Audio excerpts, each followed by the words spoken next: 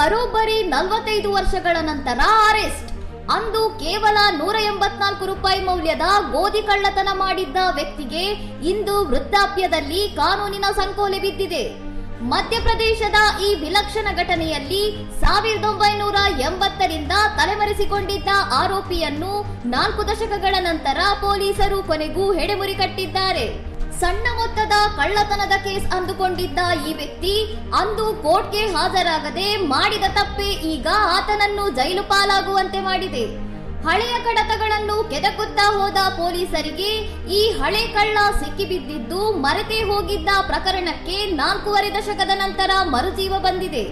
ಕಾನೂನಿನ ಕಣ್ಣಿನಿಂದ ತಪ್ಪಿಸಿಕೊಳ್ಳಲು ಸಾಧ್ಯವೇ ಇಲ್ಲ ಅನ್ನೋದಕ್ಕೆ ಈ ಘಟನೆಯೇ ಸಾಕ್ಷಿಯಾಗಿದ್ದು, ಮಾಡಿದ ತಪ್ಪಿಗೆ ಇಂದಲ್ಲ ನಾಳೆ ಶಿಕ್ಷೆ ಖಚಿತ ಎಂಬ ಸಂದೇಶ ರವಾನೆಯಾಗಿದೆ. ಇನ್ನಷ್ಟು ಸುದ್ದಿಗಳಿಗಾಗಿ ನೋಡ್ತಾ ಇರಿ ಸೌರಂ ಟಿವಿ.